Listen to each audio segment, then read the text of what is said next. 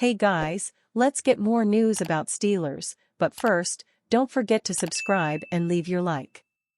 Ex-Steelers Wr. Des Fitzpatrick signs with AFC franchise. Ahead of the NFL's 53-man deadline, it appeared fourth-year wide receiver Des Fitzpatrick had done enough to win a depth role with the Pittsburgh Steelers after a solid training camp and preseason. The Steelers went a different direction, however, cutting Fitzpatrick and keeping just 5 wideouts on the active roster. This led most to assume that the former Tennessee Titans draft pick would join the Pittsburgh practice squad once again, as he did in 2023. But as the Steelers' practice squad began filling up, Fitzpatrick was nowhere to be found. Finally, nearly 1 week after the cutdown, Fitzpatrick resurfaced with the Los Angeles Chargers on September 2. "We've signed CB Sean Wade and Wr. Des Fitzpatrick to our practice squad and released Wr. Cornelius Johnson and OLB Andrew Farmer too," the Chargers shared on social media. It's unclear if the Steelers offered Fitzpatrick a place on their practice squad in 2024, or if the 26-year-old simply elected to move on after being left off the 53 for his second straight season in Pittsburgh. Per Football Database, he finished the preseason with 5 receptions for 130 yards and 47 yards after the catch. He had a long 59-yard highlight against the Detroit Lions, and the Steelers also gave him a long look as one of the starting gunners on punt return coverage. Who knows if Fitzpatrick declined the Steelers or if Pittsburgh ditched the receiver altogether, but the team ended up replacing him on the practice squad either way.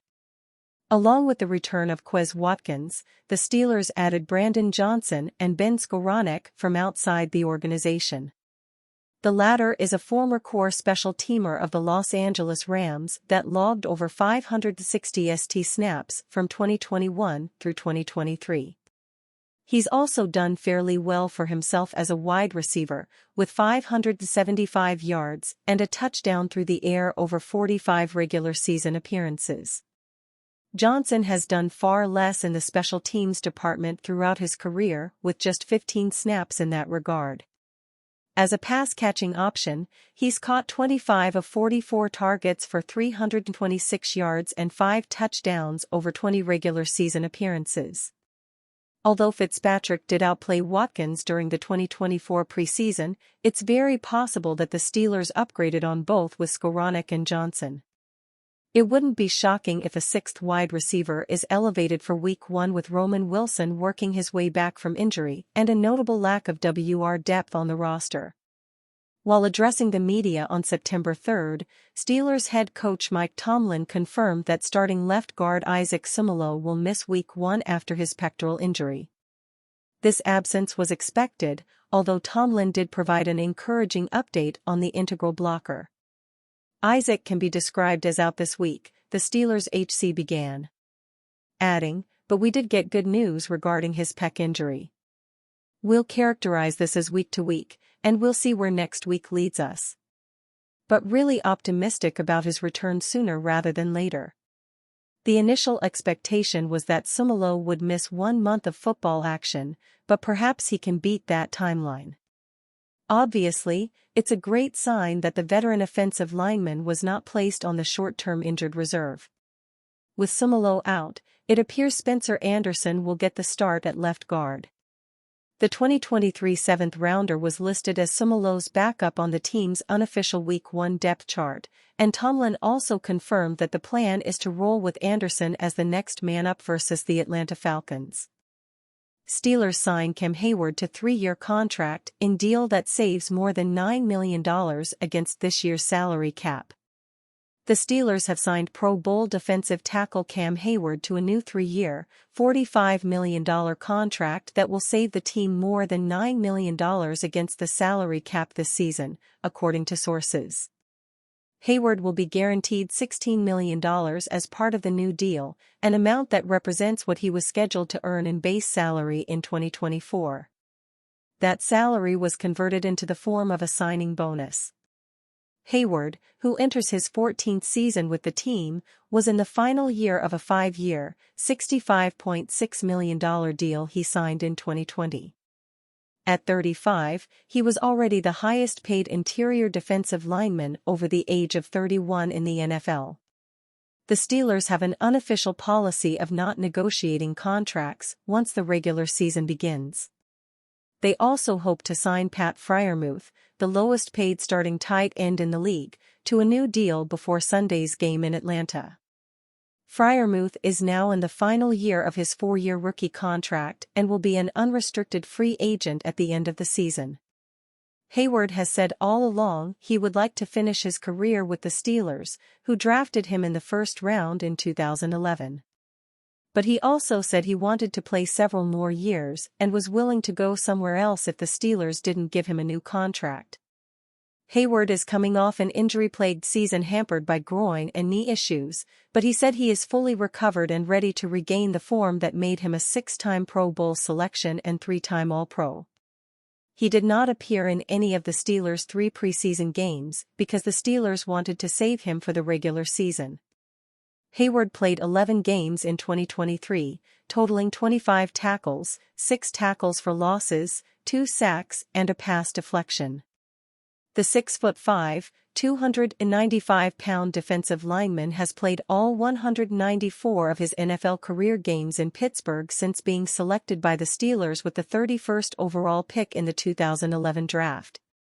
Hayward has totaled 80.5 sacks, 8 forced fumbles and 2 interceptions during his decade-plus tenure in Pittsburgh, including a career-high 10.5 sacks just 2 seasons ago.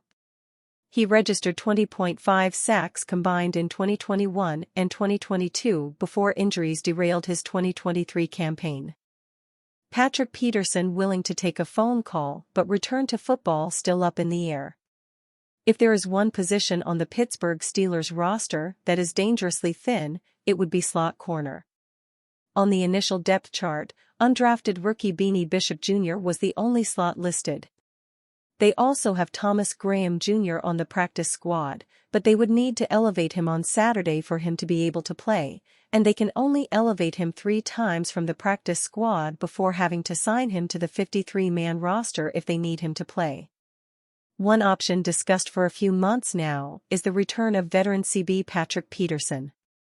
He played his entire career on the outside, but the Steelers had him playing in the slot last year.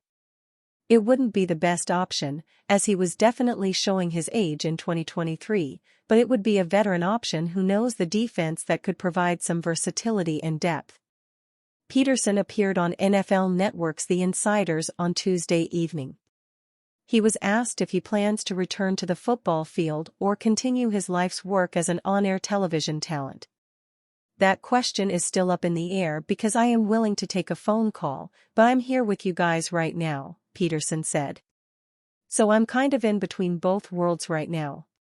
While he confirmed he would love to get involved in broadcasting once his career on the field is over, he didn't sound so certain that it is over quite yet. I would love to play for a contender, Peterson said. At this stage of my career, I'll be going into season 14, I want to have an opportunity to feel the confetti fall on me. So that's my end goal. I've done everything that I wanted to accomplish for myself individually, but now I want to have that ultimate team goal feeling, which is winning the Lombardi. Earlier in the offseason, on the Jim Rome Show, Peterson stated his desire to return to the Steelers and cited Russell Wilson as a reason why. He more or less felt like the Steelers were a good team with poor quarterback play over the last few years, and he sounded eager to run it back now that they have Wilson. Mike Tomlin also stated way back in March that the team was open to bringing Peterson back down the road. With just 5 days to go until the regular season opener, it seems less and less likely that will happen now. The slot corner depth has been rough for multiple weeks now. It seems like they would have already made the move if the plan was to bring him back. If Bishop struggles, or if an injury occurs, a return to Pittsburgh still seems like a reasonable option for Patrick Peterson. And you, fan? What do you think of the situation of Patrick Peterson? Leave your opinion in the comments.